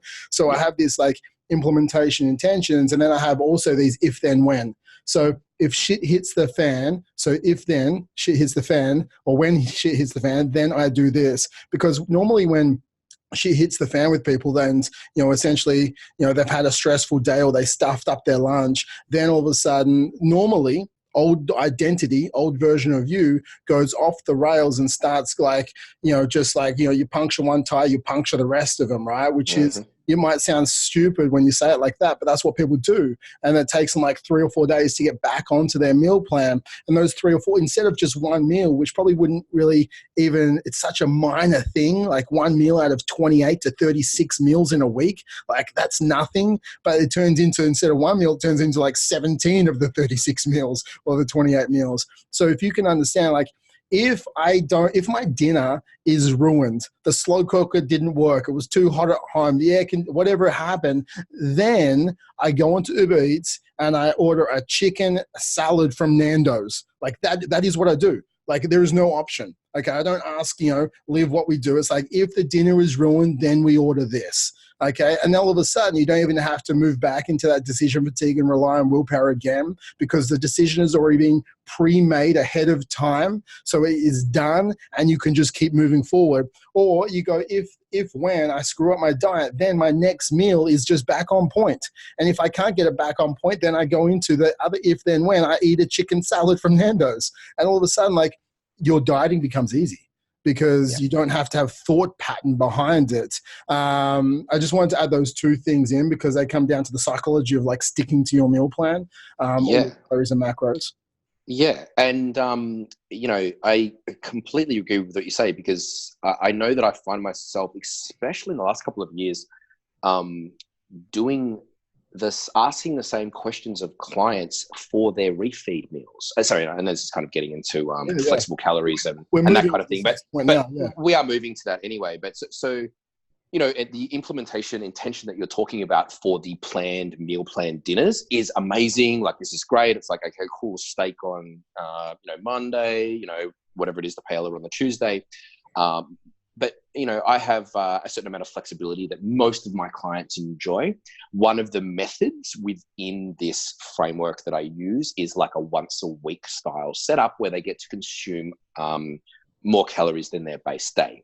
I like this once a week one. I do have more than that. Some of them do it 5 times a week with a smaller amount.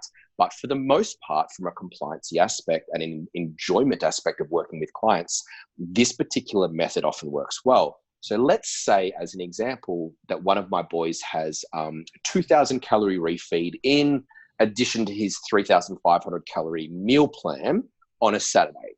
When I check in with him and do his phone call on a Monday, one of the questions I'll ask within my notes, like, hey, what's the plan for the weekend? What are you going to go eat? Okay. Because what I'm doing is, I'm like, he has to think about it for a second, engage in dialogue and go, okay, cool. What is the plan? Because what's more important for me, because this is something that I've teased out through doing this process with so many people, is that when they commit to whatever it is they're going to eat, then that actually, it eventuates rather than last minute. Oh, awesome. It's Saturday. Yeah, like all of a sudden all the boys are around. Hey, it's okay, guys. I've got these extra calories, and they decide to order something way off the plan. Yeah. You had no intention of, like, that's not your normal thing. You're a bit out of your usual environment, and things go out the window. This is so crucial for understanding. It's like, I love calorie cycling like this, whether it be refeeds or just calorie cycling higher Fridays and Saturdays. Like, I do this for myself. But in understanding that if I don't have a plan of what I'm going to eat on the Fridays and Saturdays, it's very easy for me psychologically to overeat. And when I look at clients who have like a different identity, they identify with the other version or the older version of themselves who didn't live within a structure, it's very easy for them to then fall off the wagon completely the whole weekend. And it's like, okay, if I'm having higher calories on a Friday and Saturday, you still have to plan out, what is my Friday with higher calories look like? What does my Saturday with higher calories look like? Oh, are you going to enjoy that? Are you looking forward to that? Get people hyped up for it, because then they're more likely to stick to it. And it's like, awesome, let's do this. And then they eat it. And then all of a sudden, if they feel shitty eating like the ice cream, if it's inside their plan on the higher calorie day, they'll make a better choice for the higher calorie day the next week. Like for me, like when I eat ice cream, like I'm puffy, I feel like crap. So I know what I like when I have my higher calories. I know what I enjoy, but I also know that makes me feel good after the high calorie day as well. Yeah, and like everything you've said is like something that I track with clients for that exact reason. Is like, if they're tracking their weight every day, it's interesting to see what happens after they have certain foods within this allowance of this flexible day or night's worth of eating. Do you know what I mean? And what comes from that is better decision making in future weeks. Yeah. I think it's just the crucial thing is, guys, if you're going to go into calorie cycling, essentially what we're looking at here is, say, for 5 days of the week, you decrease your calories by 200 calories, giving yourself an extra 1,000 calories on 2 days of the week. You can split that across 2 different days, or you could have one day and you could have an extra 1,000 calories, and it allows you to have better in social environments. Now, do you focus on it being more of a carb dominant 1,000 calories, or do you just put 1,000 calories on top? Yeah, I would say that I usually do, but it really depends on the person here. Yeah. And I think for the people listening to this podcast, the answer is probably yes. Okay, yep. Because they're probably not going to have the huge amount of carbohydrates that some advanced athletes are already on. And so thus the benefit from just acquiring a day's worth of a larger carbohydrate intake is actually greater for the people listening to this. Yep. But in saying that, it really brings me back to, so again, I just want to use hopefully some things that people can relate to here. When I have a inquiry or an initial consultation with a male client who's married, okay, or who has kids, he's a father, one of the common things that comes up is, I really want a nutrition plan, but I also want to just have to be able to take the wife out on like a date night. Like, is there any way that we can do that? It's really important to me because there's some history to me dieting and going to the gym. You know what I mean? Every relationship has a bit of history in terms of. My phone's telling me battery. Every relationship has a history with someone on their health journey. Do you know what I mean? And so maybe you were a bastard and cranky last time you dieted. Okay, maybe you went to training and on your anniversary night instead of like going out for dinner or whatever it was, right? And so it's really important for me when it comes to the flexibility within the nutrition plan that these are the first questions I ask. It's like, hey, like, what do you normally do with the wife? Okay, cool. Because like, I want to make sure that she's on board with this process. And she's like, wow, I can't believe that you're getting the results. Your coach is like, got you doing this. And it feels so much more balanced this time. Yeah. That's the kind of feedback that I want to hear, right? Because you and I both know from experience that lends itself to long-term compliancy and everyone's happier all round. You can't out-transform a shitty relationship. Yeah.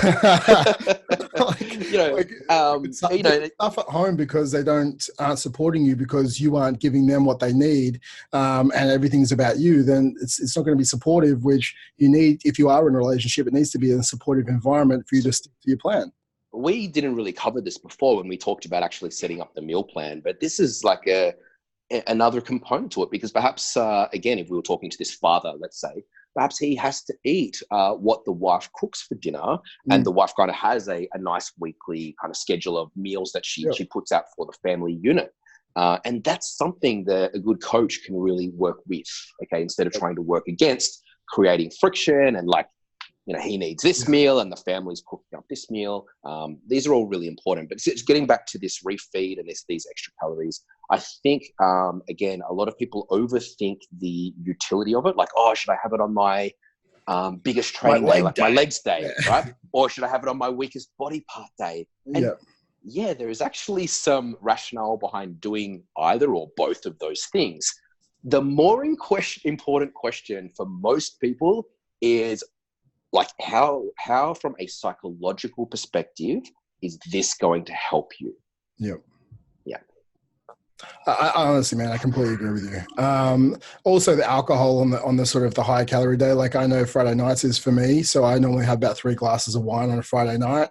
It's easier for me to fit them in. I'll just sort of take them off my carbohydrates on a Friday, and that's sort of put my alcohol in instead of my carbs or my carbs, and that means I'm not Again, I've already pre-planned 3 glasses of wine. So I have 3 glasses of wine because Yeah. it's like in my structure. So I don't start binge drinking and then start making more poorer food choices again after that. So I add that into my calorie cycling, which is what I really look at doing. Now, Yeah. I guess it's then coming into we've gone through calorie cycling, we've gone through some refeeds. We've gone through, there's no such thing really as good and bad foods, like, because there isn't. It's just the foods that fit inside your nutrition plan at the time of the methodology that you're using. What do we want to go through next, mate? Do you want to go through like high satiating foods? Like what should people be starting to eat inside their meal plan moving forward? Like, there's calorie dense versus nutrient dense foods. Yeah, like we did touch on this in one or two the previous podcast, sorry. But just to put it succinctly, this is one of the reasons we do a high protein diet. Okay, it's more satiating. It's one of the reasons why we want to make sure there's adequate fiber in the diet. It is also, we could be looking at perhaps why filling up some of the goals with high voluminous foods that are lower in calorie may help as well. So we're talking about things like low calorie vegetables. Okay. Yeah. I've talked about in the past, and I think you have as well, about, from a starch perspective, potatoes being very, very satiating. Yeah. When they're boiled and by themselves. As soon as you start adding the butter, we all know the joke. But these are the kind of options that, perhaps, having potato over Cocoa Pops is probably a good idea if you're struggling from the hunger aspect. Okay. Yeah. So again, you have to have a little bit of accountability yourself within this food selection to ensure that you have enough high satiating food so that you're not hungry unbearably.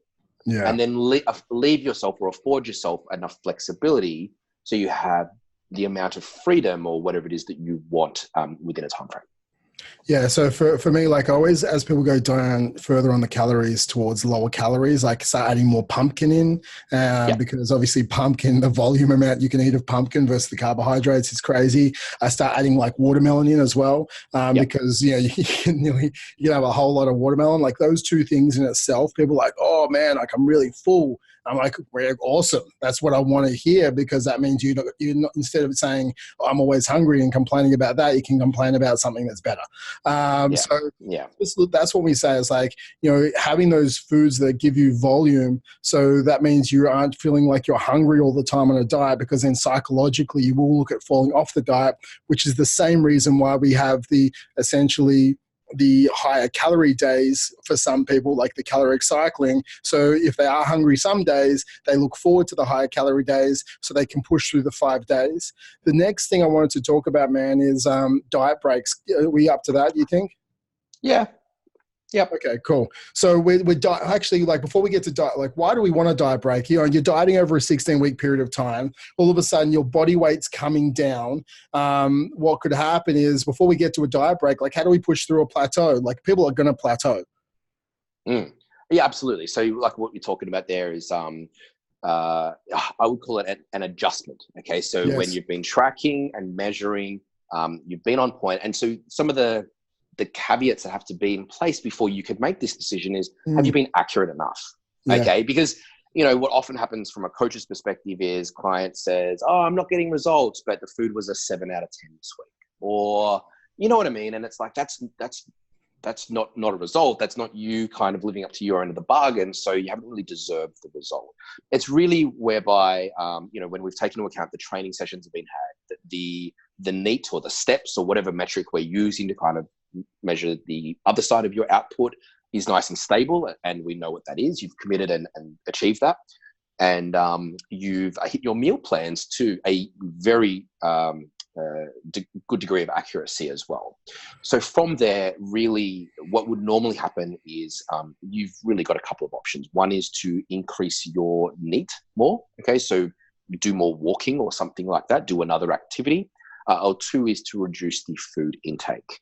Both of these are valid in their own right, and each of them has many, many, many contexts. Okay, so that the person with a very physical active job that's already walking 25,000 steps a day actually probably doesn't have trouble losing weight anyway, but let's say they did. let's say they did, prescribing more steps is not the right method for that person. Okay, it would be, I'm just making a point, I'm sorry, that's a terrible example. Whereas the person on 1,200 calories, giving them, taking more food away from them isn't exactly pleasant either, because they're already on very low food intake. And somewhere in the middle is everyone else that we're talking to. Okay. So, might be committing to an extra 2,000 steps per day. If we were on 8,000 steps, maybe going to 10,000 steps.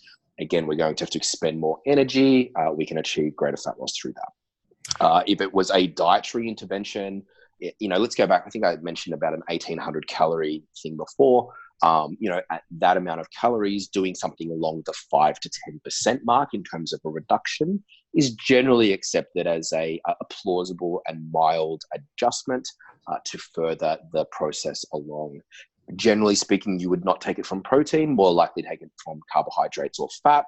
Within that decision is usually two things. One, personal preference. Don't take away from your preference if possible. Two, how much of each do you have? Don't take away from the lowest one if it's already too low. Yeah.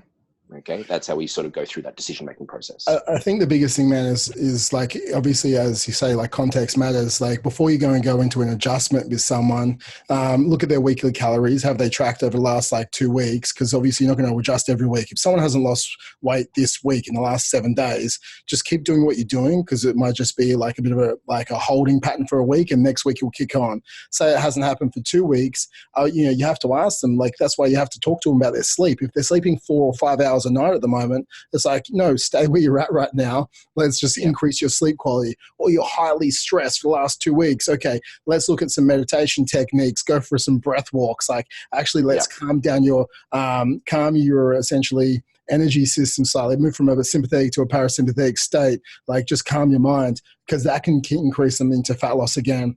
It's like those two factors play so big, and that's obviously why we talked about the sleep podcast last week. Then there's the NEAT factor in play as well, making sure we're increasing steps over time, and then making sure they're compliant. So if they're supposed to hit 14,000 calories in a week, if they hit 17,000, it's like, no, aim for like 14,000, max like 14,500.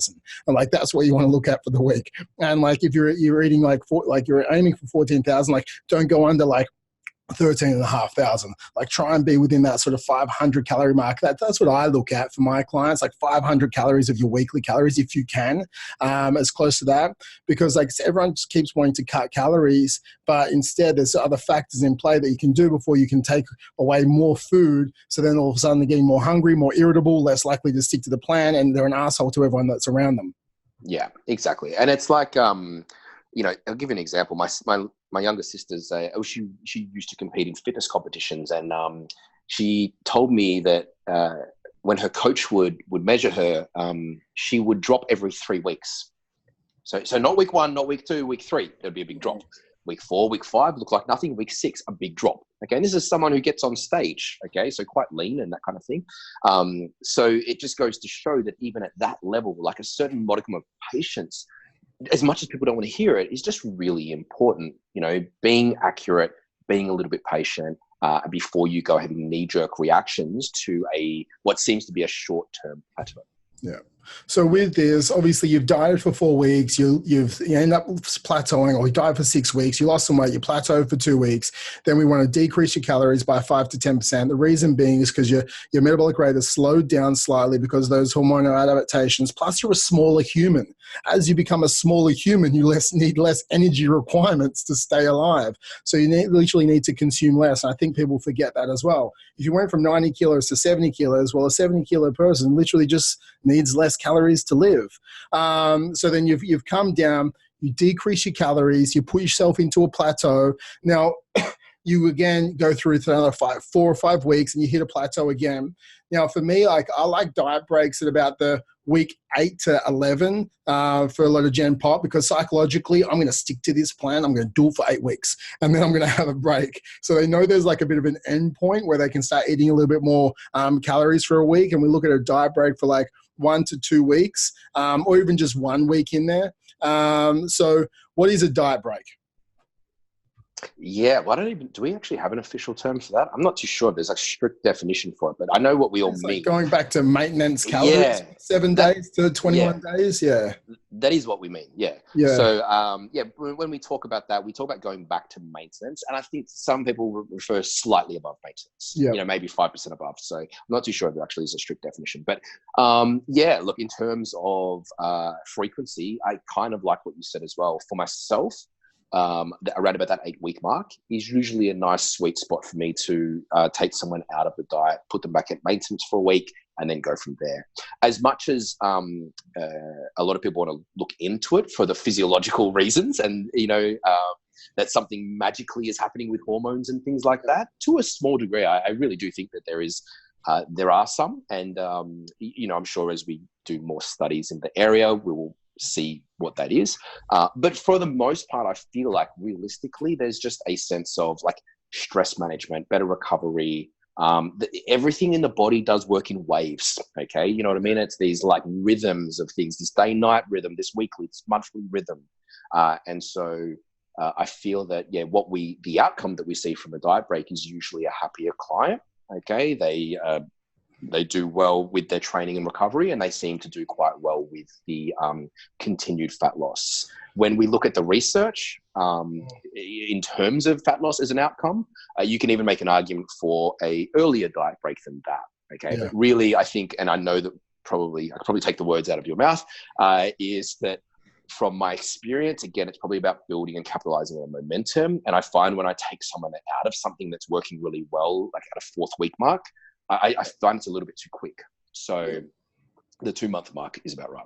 Yeah, the physiological benefits, like there obviously are like some, but I don't even worry about it on them. Like that's not even reason I like diet breaks. I like the psychological benefits because someone 100%. look week 1, week 8, and then like week 8, you might have had an adjustment somewhere in the middle, but like they've been dieting, and if they've been strict, all of a sudden you give them go back from like 1,400 calories back to like 2,000 calories for the week, or even if it's 2-week diet break, they're like, oh my gosh, I'm so full. I'm so I feel fantastic. And all of a sudden it's like, great, let's get back into the next 8 weeks. And they're ready and they're recharged. People need to be charged up for the next period. And I think after a diet break, they hit it with such momentum that like the results are even better than the first 8 weeks.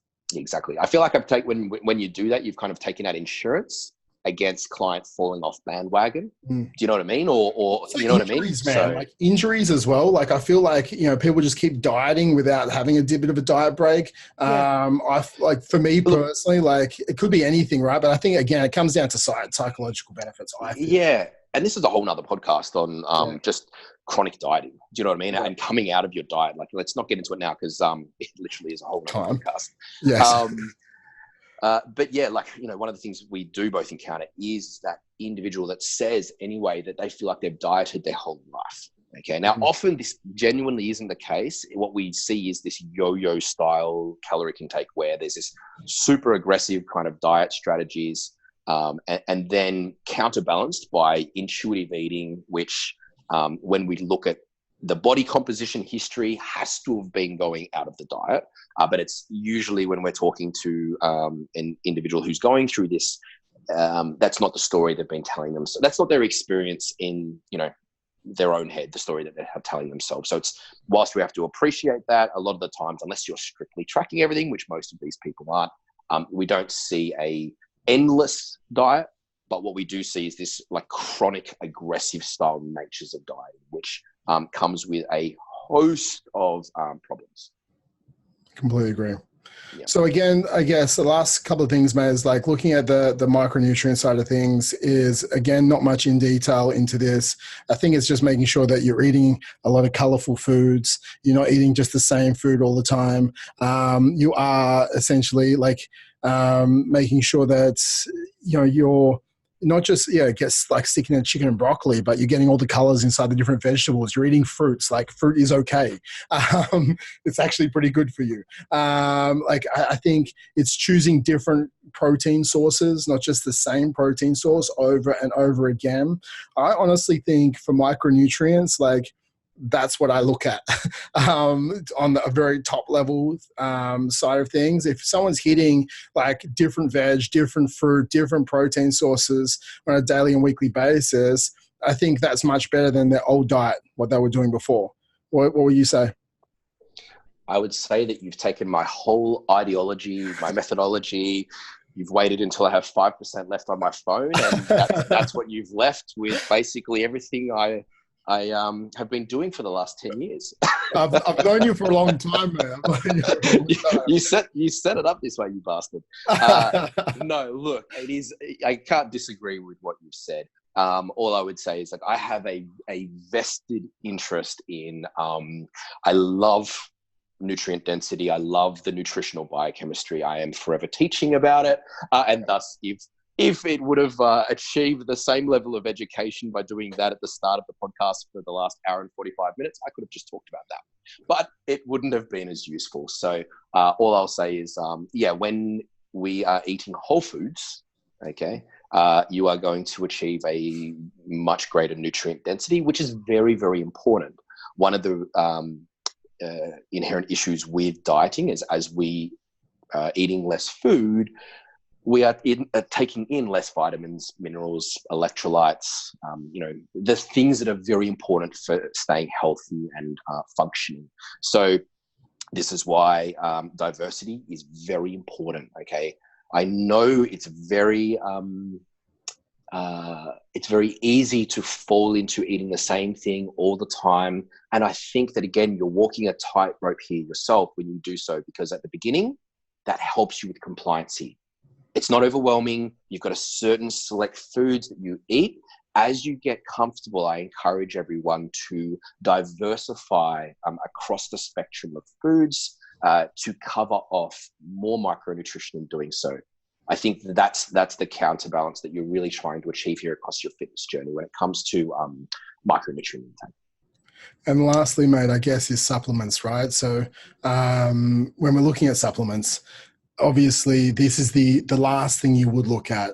Obviously you owned a bunch of supplement stores. Like when we look at them, and you would be asked for all the supplements under the sun, from the green tea X fat burner to the Timmy, the trim teas and all the rest of it, man. Like, if you can give us some input, if you're eating all the above and doing everything that we said, you really shouldn't have to look too much into the supplement side of things. I think people overlook it, and you can't out supplement a bad diet. Like, it's supplementation. It's to supplement a good diet. I think most people can't hit the good diet first, rather than supplements.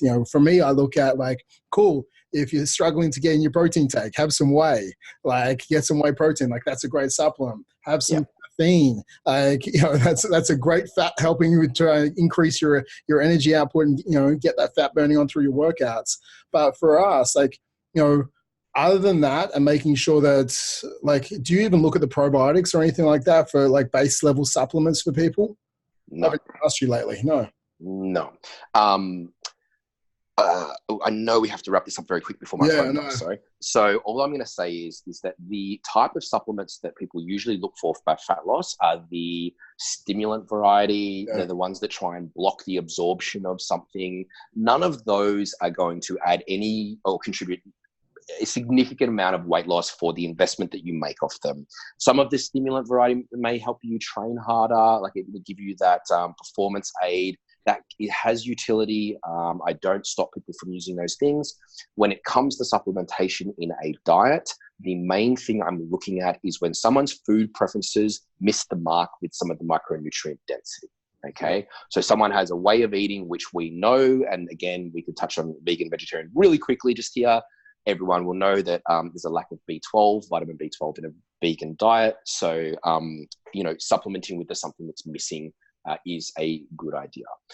Same thing applies for whatever method of eating that you choose whilst in the dieting phase.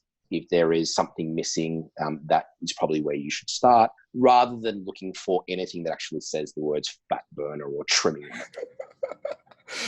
Awesome. Well, do you think we've covered off how to set up a fat loss diet? Mate, I think we got through your enormous amount of notes. I felt overwhelmingly underprepared when I saw your notes. Mate, I'm just like I've got some notes because I'm talking to Ben Cant right now. Yeah, I love it. Awesome, guys. Well, that is the RBT podcast. This is how to set up a fat loss diet. It is episode 3. We'll be coming back with more in the next episode, guys. So tune in, comment somewhere. If you want to learn certain things, let us know as well. But that's Travis Jones and Ben Cant from RBT Gyms. Thanks, mate. Thanks, mate.